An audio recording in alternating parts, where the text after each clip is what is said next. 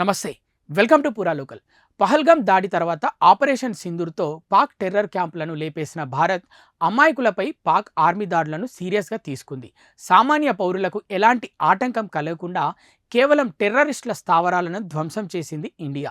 అదే సమయంలో ఉగ్రవాదాన్ని పెంచి పోషించడం మానుకోండి, మేము పౌరులకు హాని కలగకుండా ఉగ్రమూకలపైనే దాడి చేశామని చెప్పినప్పటికీ పాక్ వినలేదు. భారత్పై దాడికి దిగేందుకు శతవిధాలా ప్రయత్నిస్తూ దాడులకు తెరలేపింది. దీంతో భారత్ ప్రతిదాడి చేసి పాక్లోని లాహోర్ సహా ఇతర నగరాలు, సరిహద్దు టెర్రరిస్టుల ఆవాసాలపై బాంబుల వర్షం కురిపించింది. దీంతో గత 2 రోజులుగా ఇరు దేశాల మధ్య పరిస్థితి తీవ్ర ఉద్రిక్తతగా మారింది. ఈ పరిస్థితుల్లో భారత రక్షణ శాఖ కీలక నిర్ణయం తీసుకుంది. సైన్యం ప్రతి నిమిషం పాక్తో పోరాడుతున్న తరుణంలో టెరిటోరియల్ ఆర్మీని కూడా రంగంలోకి దించేందుకు ఆదేశాలిచ్చింది. యుద్ధం తీవ్రమవుతున్న వేళ అవసరమైతే టెరిటోరియల్ ఆర్మీని కూడా దించాలని ఆర్మీ చీఫ్కు సూచించింది. టెరిటోరియల్ ఆర్మీ రూల్ 33/1948 ప్రకారం టెరిటోరియల్ ఆర్మీ సహకారాన్ని తీసుకోవాలని సలహా ఇచ్చింది. ఇండియన్ ఆర్మీ అండర్లో ఇప్పటి వరకు 32 టెరిటోరియల్ ఆర్మీ బెటాలియన్స్ ఉన్నాయి. తూర్పు, పడమర, ఉత్తర, దక్షిణ, ఈశాన్య, వాయువ్య, సెంట్రల్ కమాండ్స్తో పాటు Andaman Nicobar command, army training command అందుబాటులో ఉన్నాయి.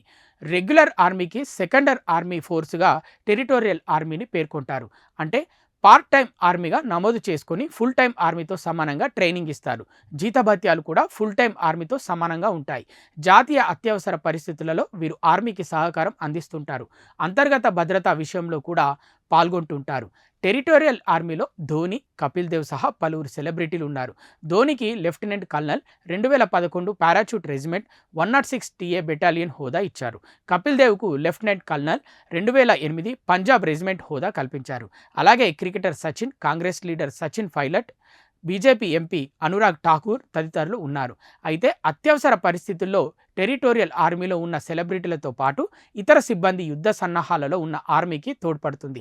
ఆర్మీ ఆదేశాల మేరకు వీరు విధుల్లోకి చేరాల్సి ఉంటుంది. ఇవి ఇప్పటివరకు ఉన్న అప్డేట్స్. మరిన్ని అప్డేట్స్ కోసం చూస్తూనే ఉండండి పూరా local, your choice for local voice.